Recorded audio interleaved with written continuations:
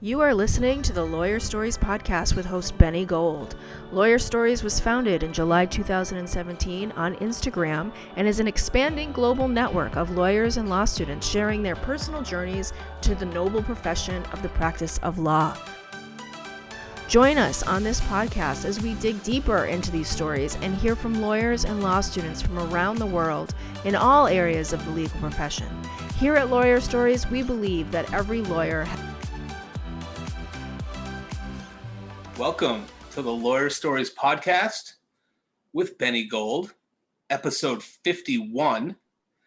Today we welcome in Sarah Stempky-Kime. How are you? I'm great. How are you? Good. Sarah is a managing attorney at Christensen Law, handling personal injury and focusing on traumatic brain injury, which we'll refer to as TBI. Sarah is the second in our sort of series of Christensen Law attorneys. So welcome. Thanks for being here. And I feel like there is a lot to unpack with your story. Thank you so much for having me. I hope it's an interesting story. Oh, it's going to be fantastic. So tell us first, like, we haven't featured you yet on Lawyer Stories. We will do that in the coming weeks for sure. So I like to start usually just like a little bit of a general background. So you tell us where you were born and raised. I think it was sort of near like a Christmas tree farm or something like that. So why don't you just like give us a little background? Yeah, Taylor Swift style. I grew Nice. up in northern Michigan, a small town called Sheboygan. I did grow up on a Christmas tree farm. My dad still has his farm in Sheboygan. I went to college at Alma College, which is in another tiny town in mid-Michigan. Then I worked my way to Michigan State University for law school. And here I am today, sitting here in Southfield, Michigan, which is near Detroit. Okay, that's awesome. So yeah, you went to Alma College. Like, so was that like a small school? I know you studied psychology there, and like, what really interested you about pursuing psychology, and like, what was Alma College like? So Alma it's a really small liberal arts college, D3. I went there because I was honestly afraid of going anywhere bigger, coming from a small school. Okay. I went to Michigan State and thought it was huge and thought I would either get lost or never go to class. I had a cousin who went to Alma and he really liked it. I had thought about playing soccer there, Really? and I Okay. didn't end up playing soccer. Why But not? Did you try it out, or? I don't know. I kind of got there and thought, I think I'm done with this. Although it turns out you never are. I mean, I still play soccer. I play in multiple leagues all year round, but I just decided not to play there.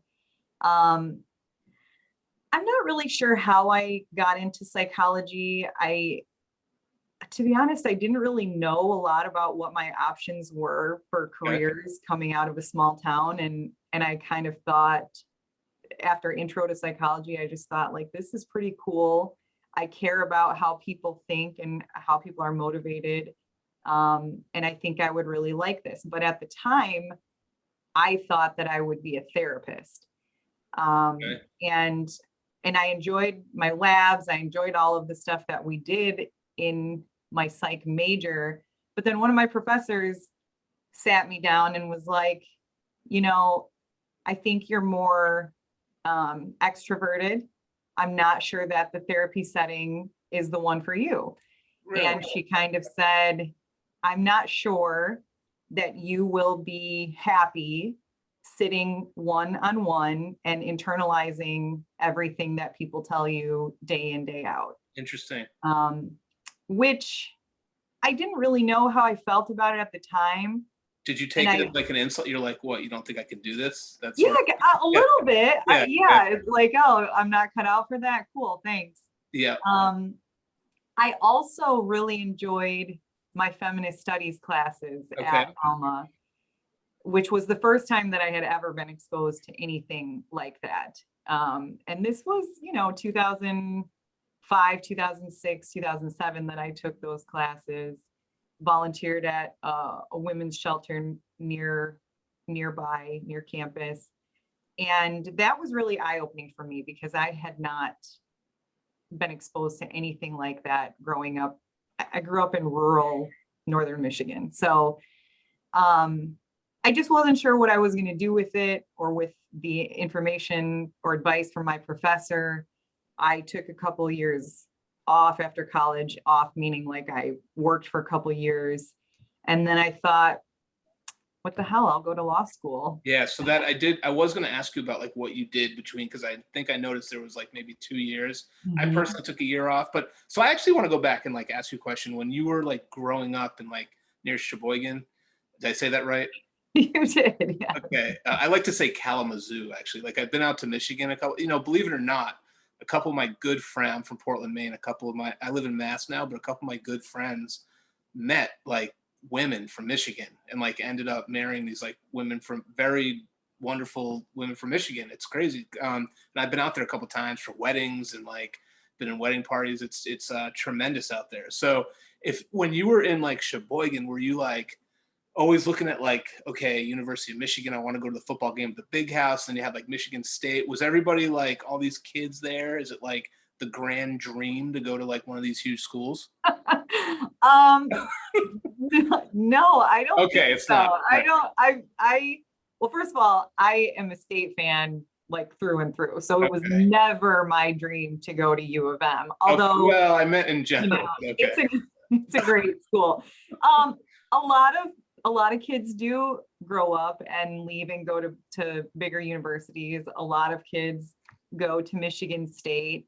But yeah, I think we all are a little, or especially back then, like that was before social media. That was before everything was at our fingertips to know how things are, to know how the college experience would be. And I think that kids now grow up so much faster than we did. Yes. So yeah, we sort of came out of, I'm acting like this was 30 years ago, but it was 20 that I graduated high school. Oh, it was, I'm like way older. Well, not really. I mean, I had my 20th high school reunion a few years ago, but anyway. Oh, well, mine's this summer, so we're not that different. So make sure you go. It's a lot of fun. I think I'm going to, but it's, yeah, you're sort of like a wide-eyed kid who doesn't really know much about the world, and certainly not back then because our exposure was so limited. It's not like I was watching the news or consuming any information sources that would tell me anything about the world other than what was right in front of me. Okay, so you graduated Alma College. After this, you had that discussion with your professor about, hey, like, did they mention law school or did they just say don't do psychology? They were like, you might want to do something different? Was that? Well, she mentioned like maybe you would want to go into research or something like that. I think she was trying to deter me from just the one-on-one situation where I wasn't going to be discussing what I was talking about with my patients with anybody else, and we were talking a lot about talk therapy. So it was less about like giving advice, you're more like listening, and I'm not a therapist, but like it was less of a directive of what I would be telling these people what to do after they told me the information. And I just think she thought that I was too vocal for that. Maybe I'm not sure. Okay. So you were speaking out a lot in class, maybe talking and. I don't feel like I did, but maybe like. I feel like I'm bringing up like this past, and you're like, no, like what did I? But I do think I got to know her pretty well, like in our labs and stuff, and I do think that I was just more extroverted than she had originally thought, or I don't know. I mean, I know therapists who are extroverted, so whatever. All right, I can move past that for now. Either way, I was not a fit for it, according to that professor. So got it. All right. Well, so everything happens for a reason, I guess. So you move forward. What did you do between Alma College and law school? I moved out to Arizona for a year. Nice. I did door-to-door sales for a while, which I was not bad at. Like what, like vacuums or knives? Or? It was credit card processing systems. Okay. I did that at first. And then a friend that I met there, we went and got a job together at a mortgage company, selling mortgages, which that was during like the real estate boom out there in Arizona. And then we moved back to Michigan. I moved back with that job and kept working at it here until I decided to go to law school. Really? So you moved back to Michigan after Arizona? You were just like, I want to go back. And well, they were opening an office here and kind of said that I could be like in a more of a managerial role, and asked me if I wanted to. And I was sort of done with Arizona at that time. So, okay, so that's good that you did get away and you had an Arizona experience. That's pretty cool. Maybe we could actually do an entire episode about your Arizona 2-year experience. But so anyway, so tell me, when was that moment that you were like, I'm going to law school? Like, you came back, you're doing this job, like it's sort of an extension of Arizona. Like, tell us about. Yeah. Are you sure you don't want me to talk about like my time with like Next and at the 50 Cent concert? I'm just kidding. Next, are you kidding me? They do, what's their famous song? Is that, it's, I am not going to sing it, but like. Wifey. No, it's the baby when we're grinding. I get so excited. Yeah, all right. Yeah. So I know what you're saying. Yeah, those are great. I listen to those on the way to work every day, actually. But okay, I digress. I don't know that there is any one moment. I think it was something that was always in my mind as like a possibility. Like, you know, I think that the reason that's the case is because I had more conventional career paths in my mind, like, you know, doctor, lawyer, whatever, like, because again, I had very limited exposure to the world. So I don't really know what your options are. I think if so many people say this, but it was true for me. Like, I thought, well, I'm really good at arguing, so I should be a lawyer. Like that, it was that simplistic. Okay. And then when I was studying for the bar, you know, I thought that the games, like the LSAT games and all of that, were mildly interesting. So wait, you said bar, but do you mean? I mean LSAT. Yeah. So I want to ask you, like, when you were, did you look at many schools or just Michigan State? And when you did, were you sort of like, wow, okay, like this is my chance to go to Michigan State. It's like a big place, but it's smaller because of the law school. But you know, this could kind of be a cool experience. Was it like something like that? I looked at Michigan State and Wayne State in Michigan. I looked at a school in North Carolina, one in Chicago. I'm not really sure why I chose Michigan State, other than when I was at Alma, we spent a lot of time at Michigan State and I thought this place is cool. Though I did not treat law school as an extension of undergrad. No. So, you know, Michigan State is a party school, and I definitely did not take advantage of that in law school. So I just felt like I kind of knew the city. I felt like it was, you know, there's a lot of opportunities for living. I knew someone. I ended up sharing an apartment with that person. There wasn't a whole lot of thought put into it. At the time, Michigan State was putting a lot of effort into improving their standing, like in the national rankings or whatever. So I thought maybe that would benefit me down the road, not knowing that it really does not matter at all. Yep. That's actually a good point for people to hear out there. Yeah. Like that's it. Let's say that loud and proud. It makes no difference what law school you go to. Yeah. I mean, unless you're going, do you think it matters a little bit if you're at like a top 10? Oh yeah. Well, I think it depends on what type of law or what type of law firm you want to attract, or what type of law firm you're attracted to. I'm sure it does. I was never going to be like a big city corporate firm attorney or anything like that. And Michigan State had the Trial Practice Institute, which I knew that I could apply to be in. That's right. Going into my second year, which I did, and I got in. So that was cool to me. I was attracted to trial practice before going into law school. In fact, maybe it was really, that was the vision I had of being a lawyer. But when I got into law school, I really thought like, well, this seems like the most competitive, like overtly competitive arm of the law. Now, I'm not saying that other areas of practice are not competitive, but like head to head arguing with someone. And also like I did mock trial competitions, arbitration competitions. So it really fulfilled something that I constantly am looking for, which is competition. Wow. Okay.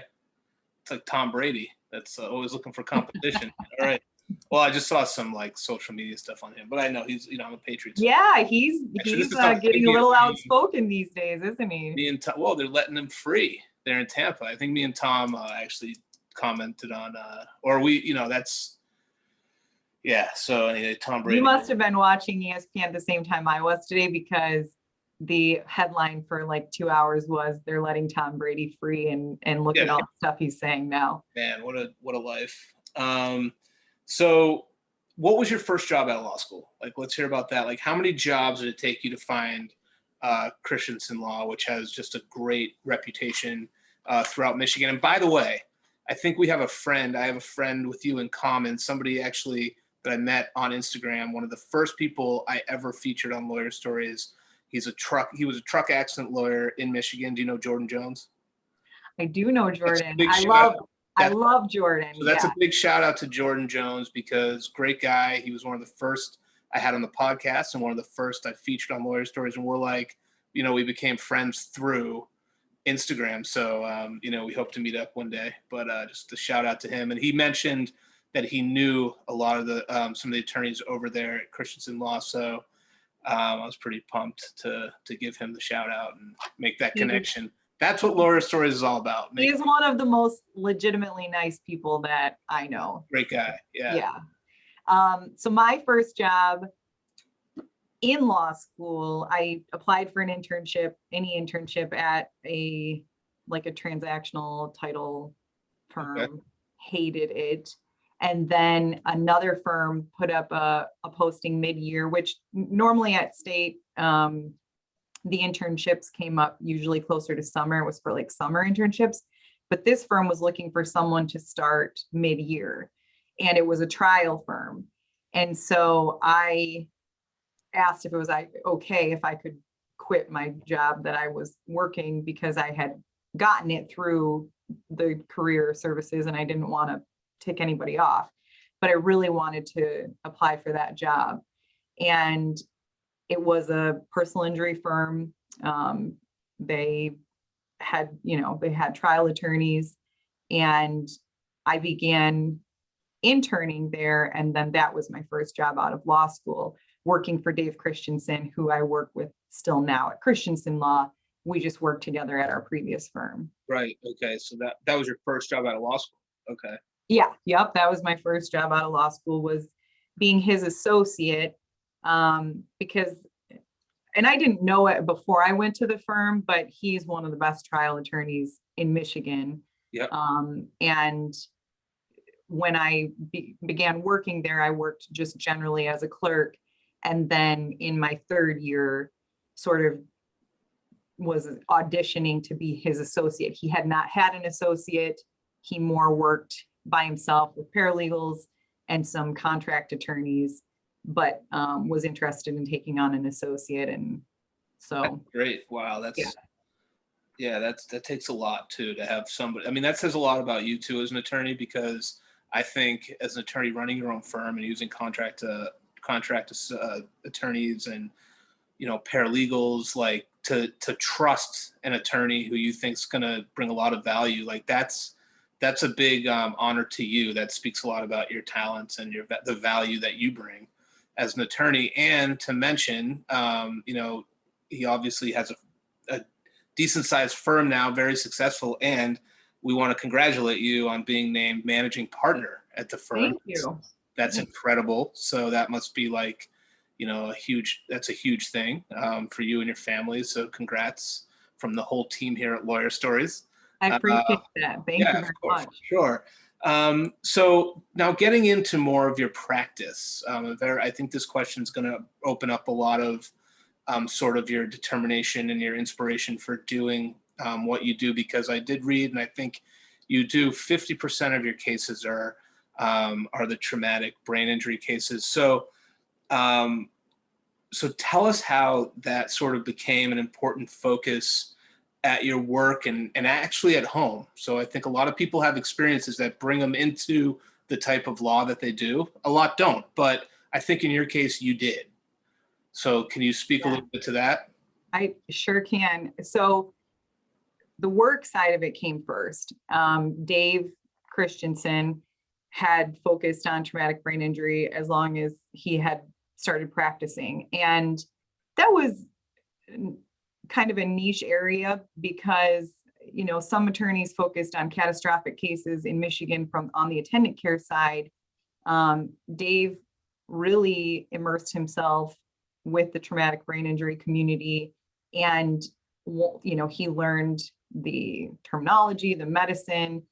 He's very involved with traumatic brain injury residential programs, and so I fell into it just by virtue of working with him and learning, you know. So and I think that it's getting better, but when I first started working with him, mild traumatic brain injury sounds like a mild thing. And Dave was really adamant, and he never presented a mild traumatic brain injury as though it were minimal or mild effects on the person.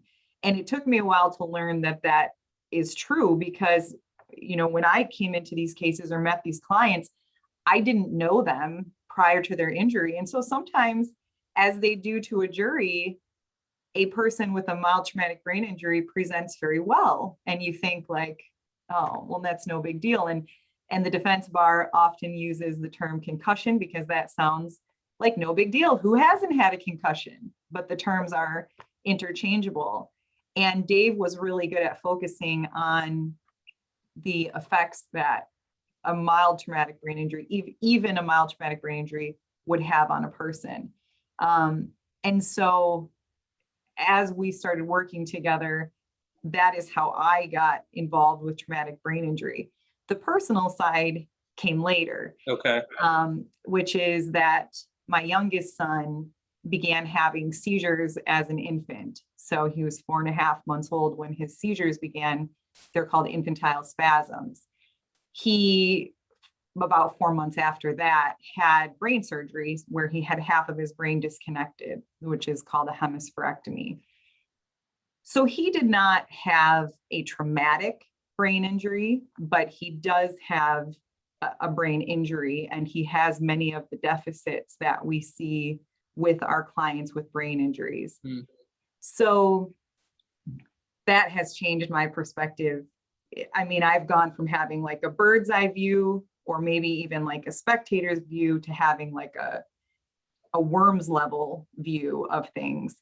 And epilepsy does end up sort of intertwining with traumatic brain injury. A lot of traumatic brain injury victims go on to develop seizure disorders, or at least suffer from periodic seizures as well.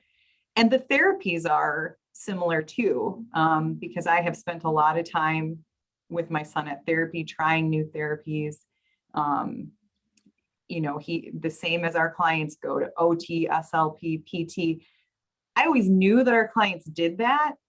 And we really, you know, when we go to trial, we want to be able to present their life in as full of a way as possible.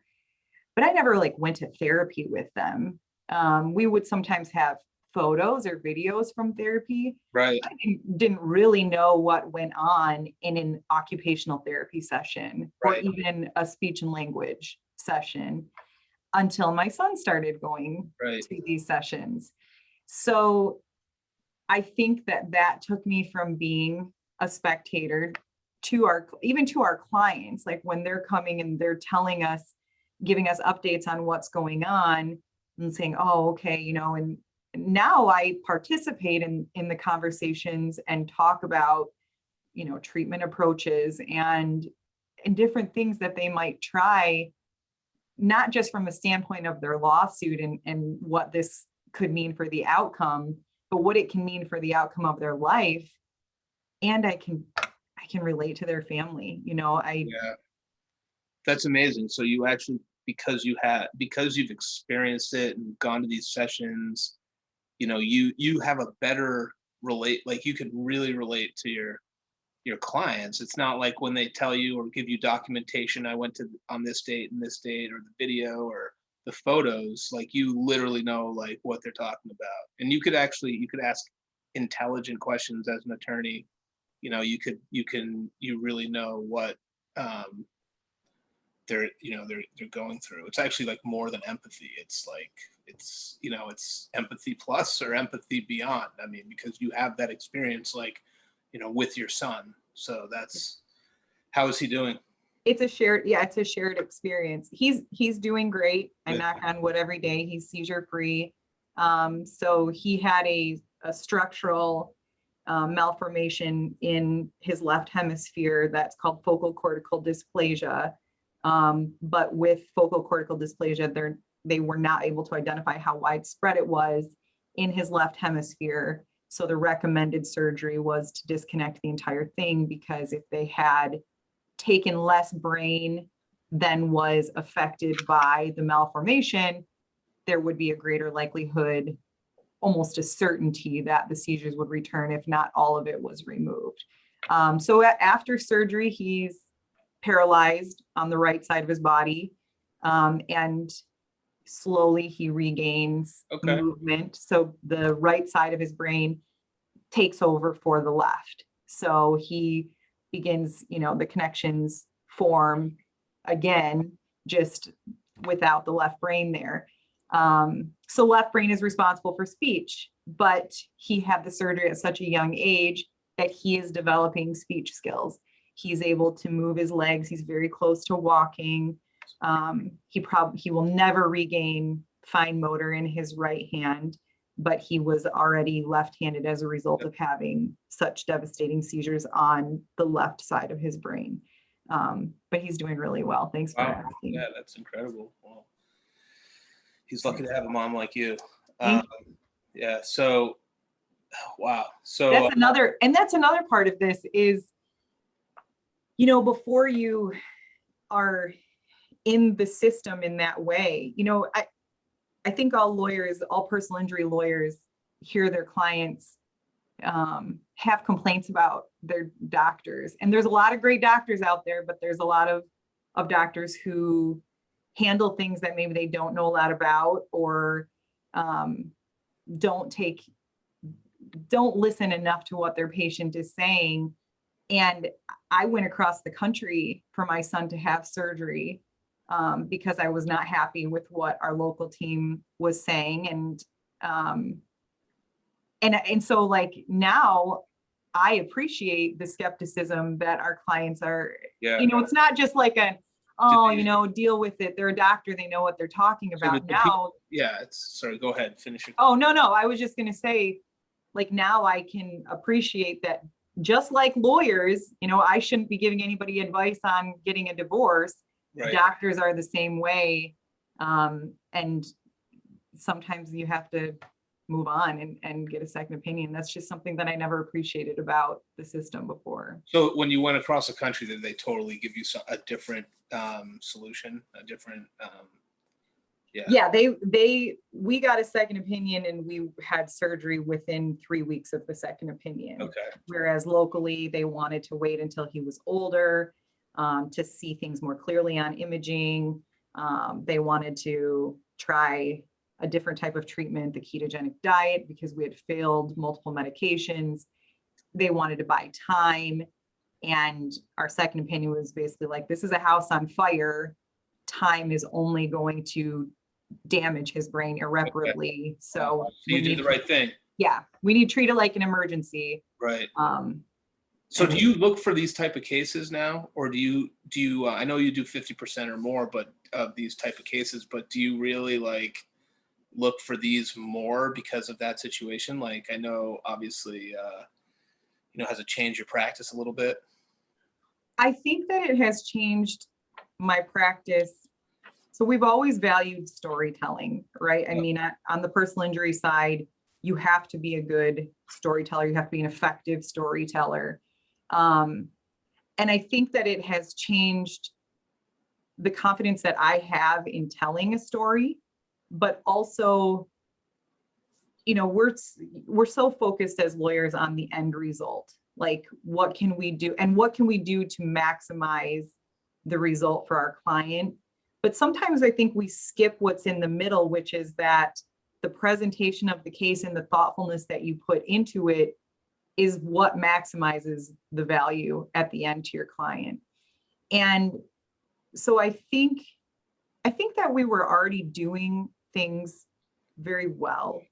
But I think for me personally, I just feel like there are extra steps that I can take to make sure that I am telling my clients' stories in a way that has the maximum impact on the listener, whether it be Right. the defense attorney at negotiations or ultimately the jury, because that's what's going to dictate our clients' lives going forward. You know, Okay. I don't know if we handle a lot of traumatic brain injury cases, so that's something that we are known for. I think that what I find most challenging, and I accept it as a challenge, is when defense attorneys particularly will look at a client's neuropsych eval or look at my client and be like, this person is barely hurt. Like, yeah, maybe they had a concussion at the time of the accident, but look how well they're doing. We had a trial a couple of years ago where our client was a doctor, actually. And that was the theme, like, look at this guy, he's fine. And he was like a super, super smart guy. And so his neuropsych eval reflected that he was still a smart guy, you know, but that's not the end of the inquiry. Where the inquiry is, but what was he like before and why does that matter? So some people would say, well, maybe he was like that before, but he's fine now. Like, we can see that he's functioning. He's got his family. He's probably got savings. He's doing fine. And so it's making people believe that the losses matter, even if you can look at the person and say, well, they could have it worse. So like, you're not just looking at numbers on the neuropsych eval, but you have to find a way to appeal to that emotion, because the emotion is what's going to get you money. And that's what our civil justice system is, right? Right. Yeah. Oh, for sure. That's that's what it's all about. Excuse me. So let's see, what else do we want to ask Sarah? Well, first of all, I appreciate you opening up about your son and everything and how it relates to your business. And so, like, in your opinion, like, what does set great lawyers apart from other lawyers? So I think that great lawyers have the care and compassion to take the time to know how to effectively and impactfully tell their client stories. They spend the time. So when you present a personal injury case at trial, you have your damages witnesses. So you have the people that you put on the stand to say, this is how my friend was before, this is how they are now. They're so much worse. And so a lot of lawyers have those witnesses kind of like show up on the day, and they'll say, okay, I'm going to ask you to introduce yourself, and I'm going to ask you, tell me how this person was before and tell me how they are now, and you'll be done. And then it's, 5 minutes of testimony. But I think that that's a big mistake, because those are your damages witnesses. Your medical doctors are not really your damages witnesses, because they're not going to give the emotional appeal that a loved one will. And to be able to tell the story, you have to have stories. So spending time with the coworker and letting the stories flow with your client organically. Like, hey, do you remember that one time that you came to work dressed as a chicken and everyone thought you were so hilarious and you were the life of the party? And And you get these anecdotes because that creates the visual in the listener's mind that's going to link it to the loss that you're going to present with that person's testimony. So it's not enough to say like, oh, they're just not as fun anymore. You know, that's forgettable. It's not even particularly impactful. And it may not be believable depending on how it's said. But if you have specific stories that accompany that, like she's not safe to be left at home. Well, tell me about that. Well, the one time I tried to leave her at home by herself, she really wanted to cook me dinner. She was so set on cooking me dinner because she had not cooked me dinner in a year. And that was something that she always did for me on Wednesday nights. And instead, I came home to a pot burning on the stove, the fire alarm going off, and her sitting in the chair crying, not knowing what to do. That is a different presentation. And that type of example is going to lead to a much different outcome. And I think that that's what sets great lawyers apart from decent lawyers or bad lawyers or even good lawyers. You know, it's the presentation. And you just have to, I think you have to spend the time. I think you have to care. So much we leave it to our staff or associates to handle the day-to-day of the case. And that's fine, but you have to jump in at some point and learn the case and get into the case and not just present it because you have a bunch of documents that are telling you what the case is about. Right. Okay. No, I like that answer. So to get sort of like a little bit into personal, a little bit, if that's okay. Nothing too personal. Like we're not going to ask you about like Arizona or anything, but so you have 3 young children. So what are like the challenges you face now as a managing attorney and like the work-life balance? Like what are your hours like? How do you juggle that all? That's crazy. You know, I think that, I mean, this is certainly not unique to lawyers, but I think within the practice of law, while women make up a larger percentage of the legal workforce than we used to, within litigation, it is still a male-dominated field. I know women who have left litigation for other practice areas once they've had families, which I completely understand and respect. When I became a lawyer, you know, you sort of have it drilled into your mind in law school. Maybe they don't anymore, but we did. Like, you're going to get out of law school and you're going to work around the clock and you have no time to see family or do anything. And you're going to be in the office every weekend. And that's really how it was at our first firm. You know, like, regardless of what work you had to do, you were expected to be in the office past 5 and on Saturdays. Like, I could have been in my office like playing checkers, but as long as I was there in the office, that's what mattered. Which is it's just so archaic. It is. It's archaic. It's antiquated, I guess. Yes, it is. And that's, you know, and so I just think that I hope that views are shifting. When we came and started this firm, Christensen Law, we wanted a good place to work. I think even Dave, who is a white male who grew up in his practice of law around an antiquated culture, saw the need to have a really good culture here. I didn't have my kids in the office, but I brought my kids to the office a lot when they were babies. It's just what I did. I still do. But I have it better because that I helped create the culture of this firm with good people, people who are modern and open to suggestion and want their people to be happy. Many women do not have those types of workplace situations. And That's trial. I think that's awesome. Like if you rewind and just say you want people to be happy, like you want people to, and you learned from a prior work experience, and like that, I'm a director at my job. I don't like to talk about it on my podcast, but it's yes, you do learn. If you don't learn from like your own mistakes, you learn from somebody else's. And I think that's huge that you took that with you, and you're applying it today.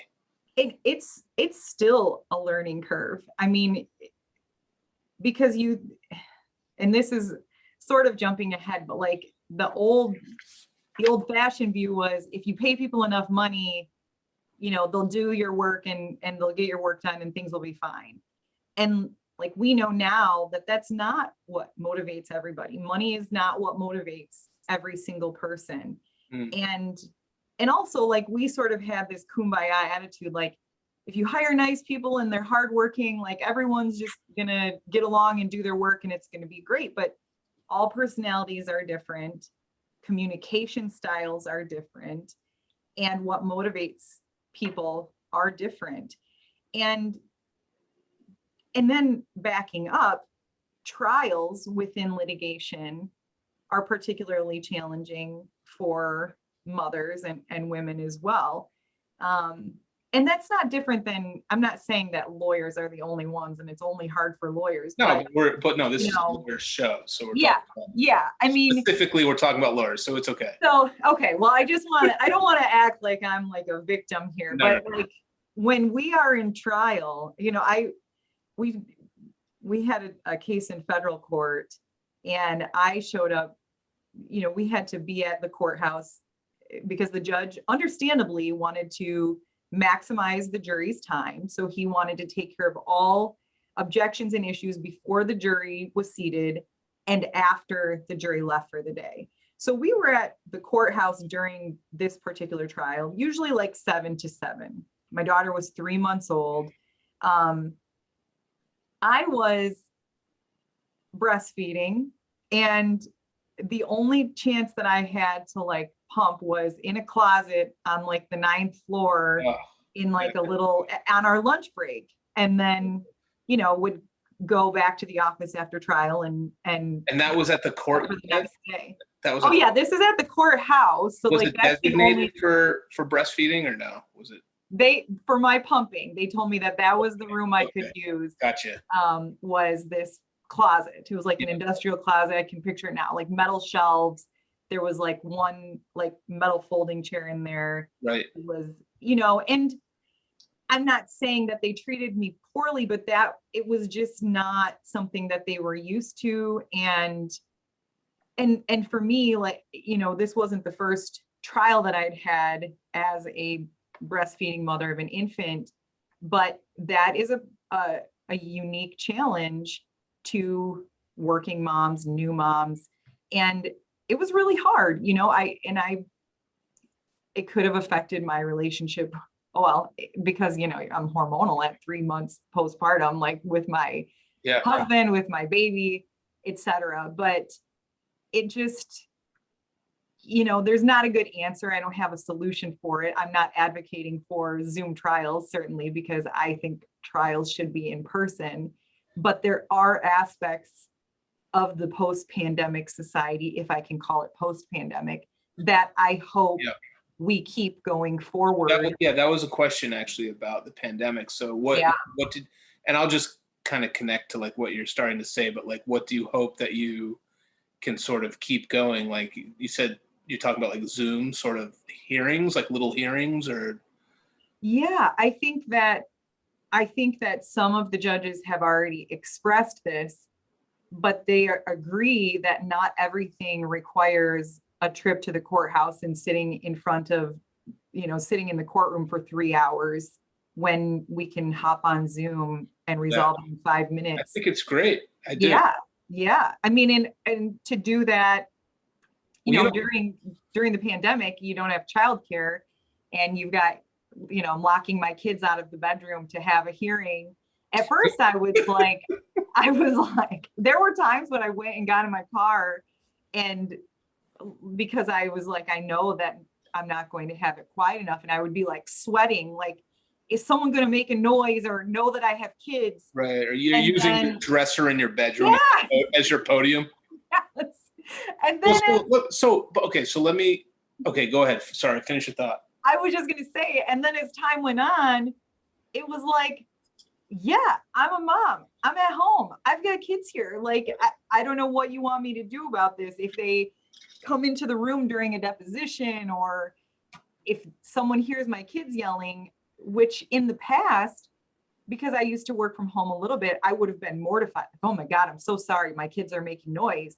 And now it's like, why do I have to be ashamed of that? And that's something I think women do. Like, we as litigators, you know, women try and talk like men or be as aggressive as men or emulate what we think male litigators do, because those are normally our examples, and sort of hide the fact that we are women. And like, I wouldn't, if people are BSing before a trial or with a judge, I would never talk about my kids. Like, I felt like it made me more, like made me look weak or a lesser participant in the process. And I think that the pandemic may be starting to turn that on its head. You know what's interesting, and maybe you as like a former psychology student can like answer this.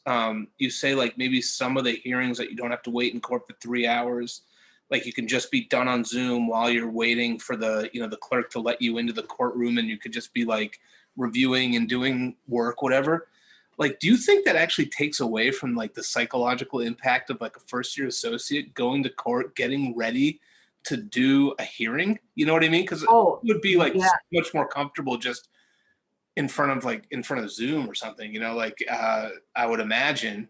I mean, you could just, if something's going wrong, you could kind of like pause and pretend like the Zoom froze. But no, for real, like, do you think it kind of like takes away from a lot of sort of anxiety, like, or not? Yeah, I mean, I can't speak to that as a psychology major, but I can Right. speak to that as a human practicing attorney. Yes, not even just for first year lawyers, but I think that if you are just coming into practice during this time, you are going to sort of be shell shocked when things return and when you go back. I mean, we are not back to civil court hearings in person for the most part in Michigan. There are some courts that are starting, but I think that you're going to be a little surprised, because also what's never taught in law school is like courtroom demeanor and just like the formalities and the little things like going up and getting your court reporter slip or checking in or whatever, those things that you learn as you go first become a lawyer. But yeah, it's a lot safer to sit behind your computer and have 6 documents behind your screen covering your camera and everything you need right at your fingertips versus standing at the podium and flipping through 300 pages of your brief, for sure. Right. Yeah, that's in a nervous way. Like exactly. Law school, you're like flipping 500 pages back and forth, like you're actually going to find the answer in there. But anyway. Well, and then like when you have to, most litigants practice for a while their courtroom skills or their orator skills at motion calls before actually going in front of a jury. And there may be situations where a person is actually physically in a courtroom for the first time for a trial, if they've been a recent bar passer. Yeah. And have trials coming up, as we should, knock on wood, have trials resuming here in the next couple of months. For sure. So Sarah, I know we spoke for a little while. Like, is there anything that like we've left out that you want to touch on? I don't want to leave without, getting to everything that you'd like to speak about tonight. I mean, that's a loaded question, but no, I mean, I'm happy to talk about anything that we have talked about in depth more. I think that I would advocate for whoever is listening to this podcast to put women in positions of management Yes. I would be so bold as to say, I think women in your firms are more in touch with, have a finger on the pulse of what is going on in your firm. And men often don't want to be bothered, or nor do they care about things that they would dismiss as gossip, but what I view and say, this is something that could fester and really upset this person, so we should take care of it. I think that law firms and workplaces in general can be a breeding ground for negativity if people get stressed. And, you know, for us, it's a work in progress, as I said before, but we've been working really hard to let our people know that we want to know what they care about, what motivates them. As I said about money, you know, we would have thrown money at something if we felt like someone was unhappy. But what we learned in the pandemic, and maybe people's own motivations changed as a result of the pandemic and having, you know, being faced with threats to their livelihood. But we found like our people are incredibly motivated by social responsibility, charitable efforts, social justice. And when we supported them, especially last year, they were coming up with these initiatives to help people in the community, Thanksgiving dinners or kits for homeless veterans, and, you know, donations to their favorite charities that supported racial justice. I think that we have become more tighter knit, even though we had such a long period of distance. And, you know, and then supporting families, you know, they wanted to be supported. Everyone was so stressed about coming back to work and figuring out how their kids would be remote, or how they were going to work remotely with their kids or doing schools. We opened a school across the hall, Christensen Academy, where I was going to ask, what is like the schooling initiative about? What's that all about? Yeah, so we knew that our moms were really, really stressed about the school year beginning, not having childcare by way of their kids being in school. And so Dave and Leslie and I talked about, you know, Dave said, well, maybe a tutor.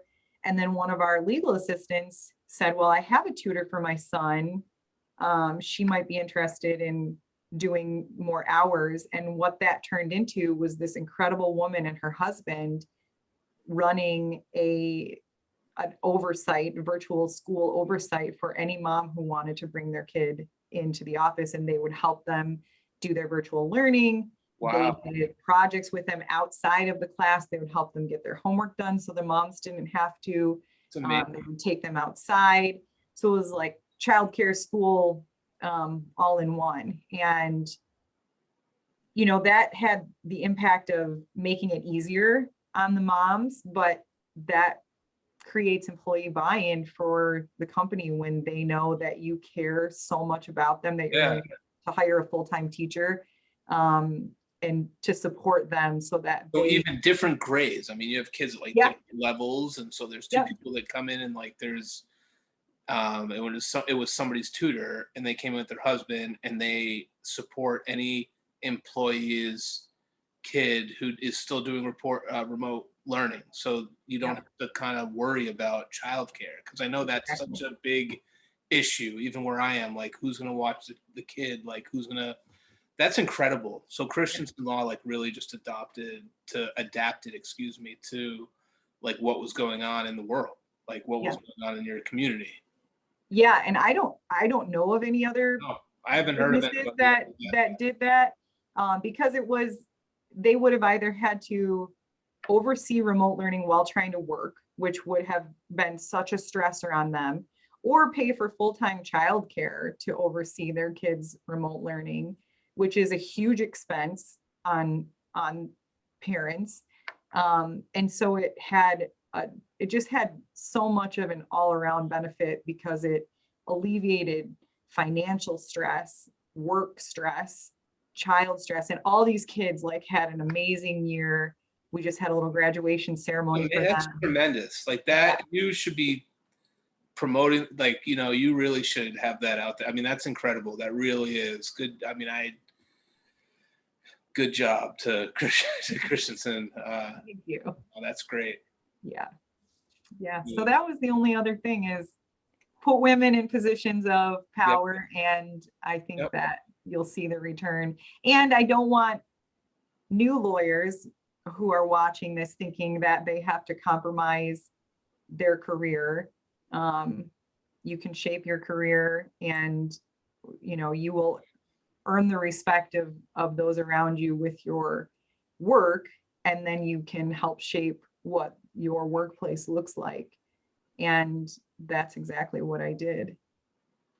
That's amazing. Yeah, it's a incredible story. Wow. That was, did we leave anything out? I want to give you the opportunity. I don't think so. Okay. All right. I think it was pretty comprehensive, and I'm looking forward to featuring you on Lawyer Stories Instagram and Facebook. Awesome. I'm gonna post that picture that I took of us. I'll tag you in my stories, and we'll repost it and in our stories. And it was such a pleasure to speak with you tonight, Sarah. It was so nice to meet you. What I didn't tell you is that the firm that Jordan's at was my first firm. Yes. So, and they're pretty old fashioned, but they seem to really value Jordan, and he deserves it because he's awesome. And, but yeah, that's the firm that we came from. Dave and I left there together. Right. He opened this firm. Yeah, he mentioned that because everything Michigan, I kind of like asked him about, and he's like, "Yeah, wow, that's great. Like I know this person, and he was doing a tremendous job for them." He is, and he's been a huge supporter of Lawyer Stories, and he's such a very oh man, I'm gonna text him right after and say what an amazing shout out I gave him. But no, he's a very he has very good business acumen too. And he's totally genuine. He's Canadian, so of course he's nice. He's Michigan too. Nice on steroids. If you combine the Michigan people with the Canadian people, I mean, man, you got to keep us Massachusetts people out of there. But it might be like a potion. That's but anyway, so stay right there. I'm just gonna say to everybody listening, thanks for tuning in. It was a pleasure tonight to have Sarah Stempky-Kime of Christensen Law in our series of podcasts. And wherever you are in the world today, enjoy yourselves. Cheers.